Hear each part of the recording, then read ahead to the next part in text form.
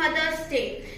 So basically, it's a humorous portrayal of the status of mother in a family. The action takes place in the living room of Pearson's house in London suburb. The action, so it's an afternoon in early autumn. Mrs. Pearson at right and Mrs. Fitzgerald at left. Both are sitting opposite to each other, and Mrs. Fitzgerald is telling her fortune. Mrs. Pearson is very worried and calm in her voice, and Mrs. Fitzgerald is older, heavier in her voice. So let's see how Mrs. Pearson's family react when Mrs. Pearson stands for her own rights. That's all I can tell you about your fortune, Mrs. Pearson. Could be a good one or a bad one. It all depends on you. Thank you, Mrs. Fitz. It's good to have a real fortune teller as a neighbor. Did you learn these tricks from East? Yes, I learned it for 12 years. Now tell me, Mrs. Pearson, will you make up your mind and be the boss of your family? That's easier said than done. Even though my family members are mean and selfish, but I love them. You think it does them good when you run after them all the time, take their order as if you were the servant of your house. Take a step, be the boss of your family. It's ruin of them as well as you. Husbands, sons, daughters should be taking notice of wives. You must talk with them strictly. You're right, but it's hard to know where to start. Look at the times, the tea is not ready yet. They will be home at any minute and will be in a hurry to go out again. Let them wait or look after themselves. This is your first step. I agree with you, but I can't. Even if I promise you that I'll make them right, I'm sure I'll not be able to keep your promise. Then let me do it. Oh no, Mrs. Fitz. If you try to bring them on track, they will not listen to you. You have not got the idea. We can exchange our souls. You will look like me and I will look like you. But that's impossible. How do you know? Have you ever tried it? No, of course not. I have. The effect will not last long, but will be long enough for what we want to do. Is it right? It's your only chance, Mrs. Pearson. Give me your hands and keep quiet. Don't think about anything. Arshita dam, Arshita dam, Arshita dam dam guna. So after the spell had been spoken, both women, still grasping hands, go lax, and as if the life were out of them. Then both come to life, but with the personality of each other. Each will try to adopt the mannerism, personality, way, voices of each other. Basically, from now, Mrs. Fitzgerald is Mrs. Pearson and Mrs. Pearson is Mrs. Fitzgerald. Oh, it's happened. Of course it happened, Mrs. Pearson. But what will I do, Mrs. Phipps? George and children can't see me like this. They will have to deal with me, but they'll not know that it's me. But what am I going to do? Go into my house for a bit. There's nobody there. Come after some time and see how we are doing. You will enjoy it. Get out before anybody comes.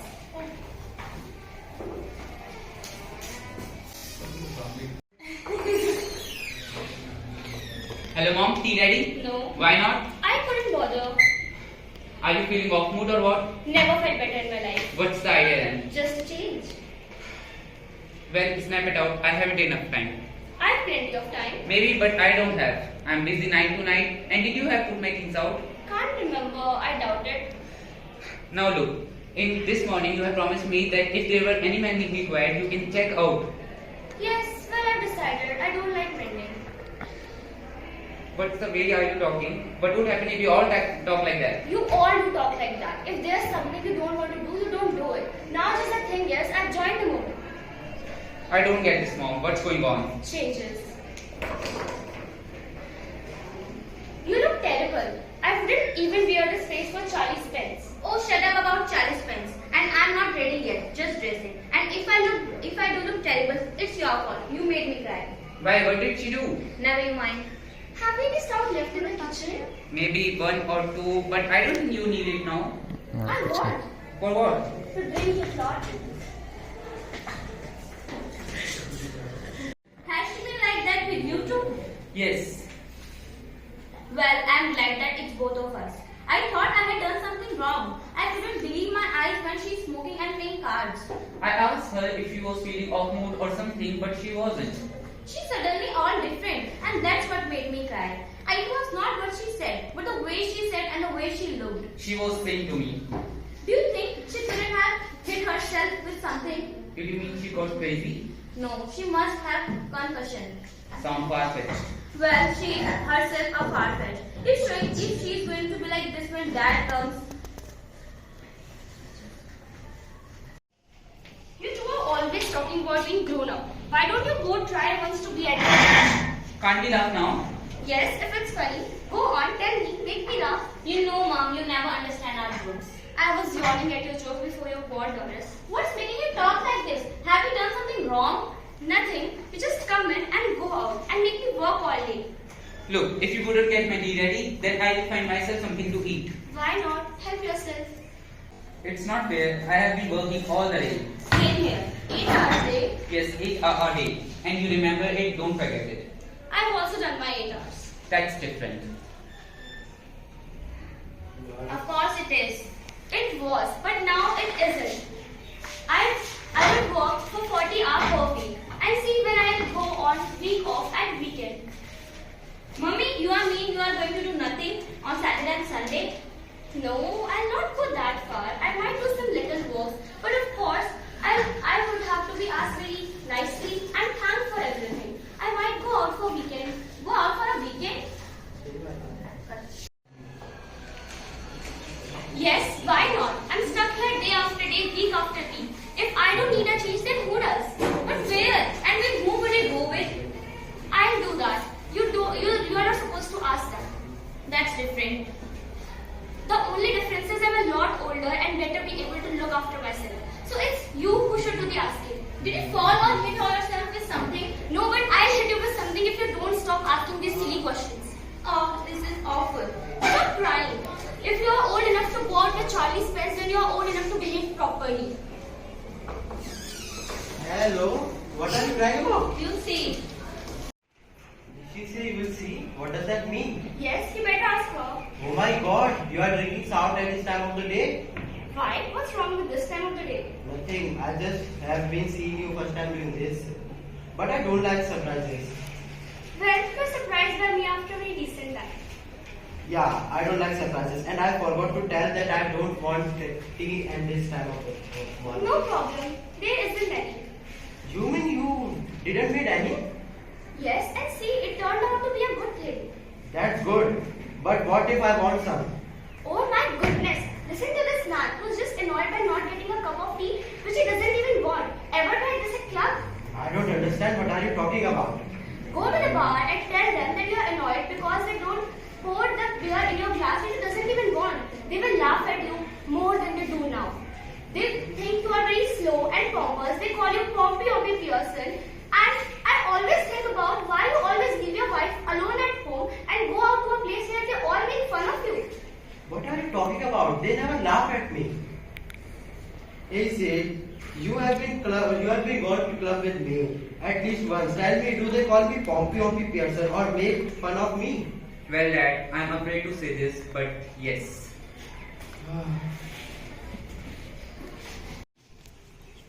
You shouldn't have to told Dad that you have hurt mine and his feelings too.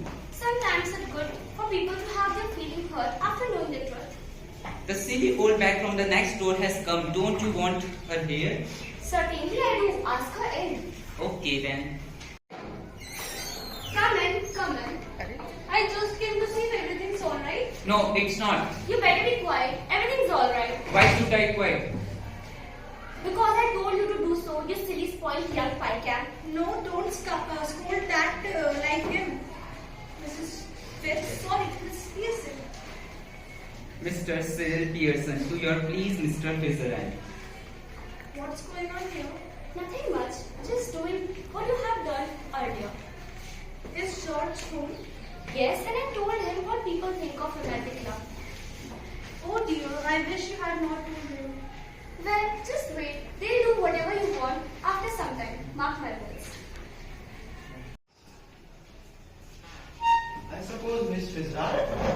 Yes, I hope so, George. George. Oh, I'm sorry. What does it matter? Your name's George, isn't it? What do you think who you are? Duke of Edinburgh. What's she got to do with it? Just tell me that it is not bad enough without calling her me George. No tea, Pompey Oppy Pearson. Poor Doris crying her eyes out. Oh dear, I ought to have known. Wait a second. Why you ought to have known? You have nothing to do with it. We are at 6s and 7 here just now, so perhaps you excuse it. I won't excuse you, George Pearson. Whenever a friend or neighbor comes to see me, just say, "How are you?" or "Good evening." Don't just sit quiet. These are bad manners. No, it's alright. No, it isn't alright. We have some decent manners in this house. Or I know the reason why. Well, what?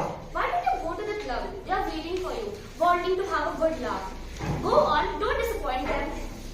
That's right. Make me look silly in front of Anna, poor Doris crying her eyes out, getting the neighbors to see the fun. All right, let her hear it. What's that matter? Have you gone Bonnie or what? If you shout at me again like that, Mr. George Pearson, I'll slap your big fat silly face. Oh no! Please! Please, Mrs. Pearson. Sorry, Mrs. Pearson. Either I'm off my chump or you are. What do you mean by no, Miss Fitzgerald? Look, you are Miss Fitzgerald. So why are you telling yourself to stop when you are not doing anything? Tell her to stop. Then there had to be some sense in it. Say that again, George Pearson. All right, all right. Hello, Doris dear. Hello, Mr. Fitzgerald. I thought you were going out with Charlie's friends. What's that to do with you? Stop that. No, it's alright. No, it isn't alright. This is not a proper way to answer. Answer her properly or go upstairs again. Don't look at me. I just gave it up. Answer her. I was going out with, but I had called it up. Why?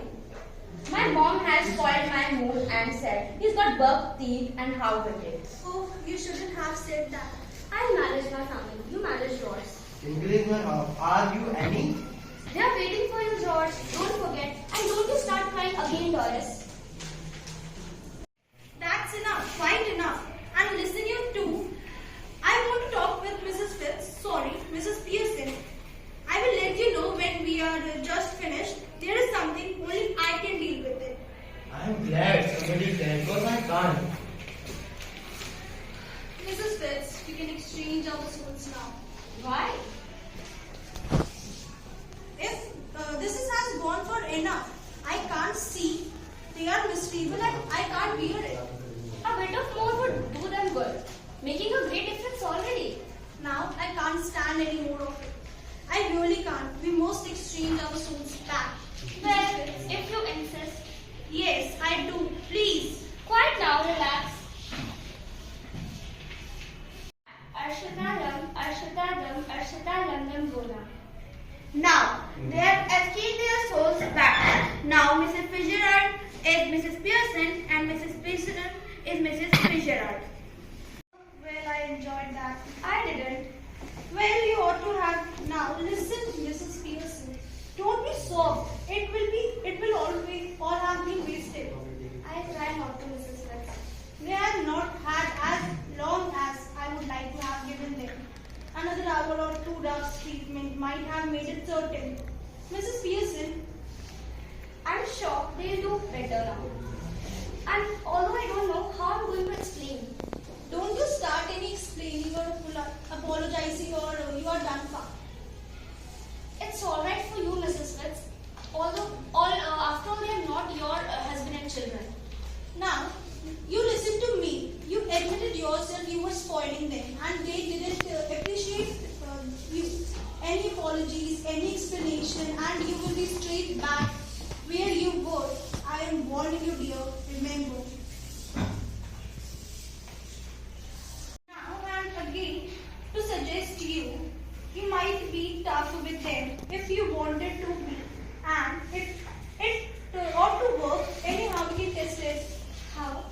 Well, what is it you would like them to do and that they didn't do? Stop at home for once. Yes, and give me a hand with supper. Anything you would like them to do that you enjoy whether they do or not. Well, yes, I like a nice game of rummy, but I hardly have ever except once at Christmas.